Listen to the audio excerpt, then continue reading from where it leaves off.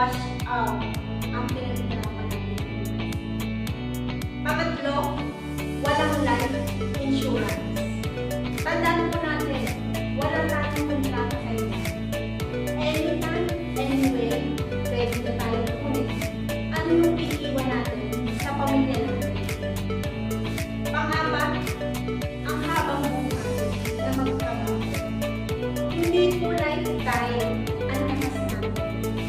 Hindi po lifetime kaya natin magtrabaho. Hihina at hihina po tayo.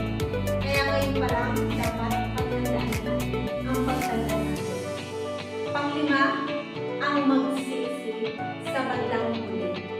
Yes po, huwag na po natin patingin na tayo po ay magsisi. Kaya ngayon pa lang, makinig, matuto, at i-apply po natin kung ano man po yung natutunan